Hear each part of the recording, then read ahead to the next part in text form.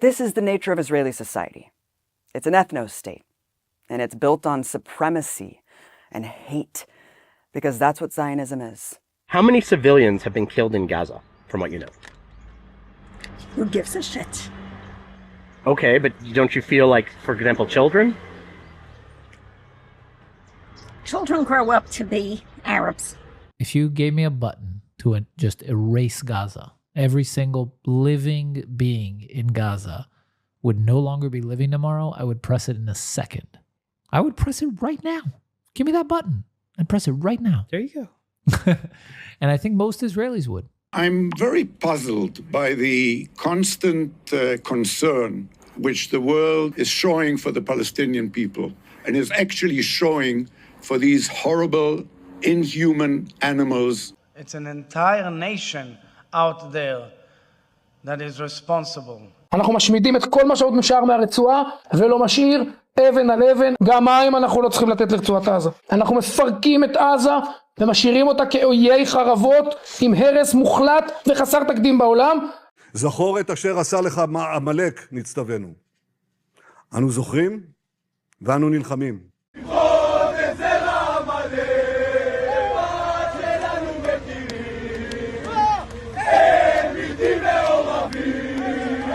Jews shouldn't marry Arabs. Shouldn't marry Arabs. Why do you feel strongly about that? Because Jews is a special nation that God gave it to the Jews. We don't want the Arabs to be. I think Israelis have to take over and they have to kick them away. You can't deal with these people. There's no need to try. There's no need to talk to them. There's only one way. Like, I would carpet bomb them. You would carpet bomb them? It's the only way you could do. כל ילד, כל תינוק בעזה הוא אויב. אני רוצה להעיף אותם, להשמיד אותם עד האחרון בהם. אם מעזה אתם תמשיכו לרעוב, תמשיכו למות, הבתים שלכם ימשיכו להישרף. אני לא חושב שיש מישהו במדינת ישראל, בארץ ישראל, שצריך לרחם על העזתים האלה. לא על מבוגרים, לא על קשישים, לא על צעירים ולא על ילדים. מבחינתי שירעבו למוות, מה אכפת לי מהם? אנחנו שורפים להם את הכפר. זה טוב שאנחנו שורפים להם את הכפר. The whole world has to isolate this rogue, apartheid, genocidal, maniac, serial-killing, pathologically lying state, isolate it, shame anyone who goes there, academics, celebrities, politicians, and they've been exposed for what they are.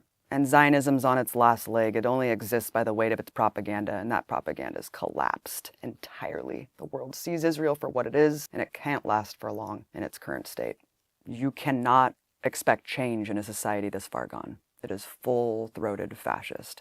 And that's why they act the way they do, with full, total impunity, because they have no humanity left. This is a society so far gone with protection of a military empire, with hatred in their hearts. And we're seeing essentially the Fourth Reich today, marching forward. And there's no allied forces coming to save us. The Israeli Knesset just passed a law allowing the execution of Palestinian prisoners, but not Israelis. This is the true face of apartheid Israel. Israel's propaganda is not working anymore because for the first time, Palestinians have been able to just show us the unvarnished truth of the reality that they endure on a daily basis. We see the settler terrorism. We see the people getting mowed down for doing nothing. We see the crimes every single day. You cannot hide genocide from us. So the propaganda has become cartoonish. One day after describing it as a tragic mishap, Israel has now claimed a deadly double strike on a Gaza hospital was prompted by the discovery of a Hamas camera. Some really disturbing new information out of Israel. The Israeli Prime Minister's spokesman just confirmed babies and toddlers were found with their heads decapitated. A Hamas camera is why they blow up journalists at a hospital? Because they have a camera that was belonged to Hamas? I mean, it just makes corporate media journalists and establishment journalists look like buffoons, doesn't it? For towing this absurd propaganda that's so hollowed out and childlike. They should be ashamed of themselves. We have it in this. But you see Israel buying up media outlets. We have to fight with the weapons that apply to the battlefields in which we're engaged. And the most important ones are the social media. And the most important purchase that is going on right now is class TikTok.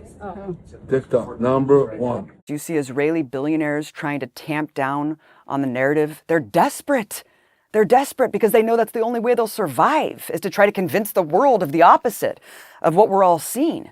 So that's why you see these desperate, pathetic influencers just spewing lies. I'm here in Gaza, and all I see is food, water, and opportunity. But instead of Hamas distributing the ramen noodles, they're eating it all, and that's why their leaders are on Ozempic. Because that's all they have left. They don't have anything anymore. But it's too late. We're never going to forget what it looks like when Palestinians hold their children in plastic bags. No one can forget that. I'm never going to forget the sound of a drone emitting a crying baby so it can massacre children who come out of their homes. جماعة الخير كواد كاب تلقط صوت أطفال الآن من مخيم انصارات امبارح استشهدوا شاب طلع مسكين يشوف إيش الصوت في المدرسة طبعا طلع والله قنصوه. And get lured like a cat and mouse. No one's going to forget that. No one's going to forget what it looks like in Gaza today. You can't wash that away. You can't paper over that with degenerate propaganda, base level lies. No one's going to paper over the unvarnished truth of what we've all witnessed for years now. We need to kill Arabs. No. It shows you the impunity back then, the arrogance to just assume this is what you guys think too, right? You're an American, you agree with me. You guys have been doing the same thing. This is who we are. We're proud racists. We're proudly fascist.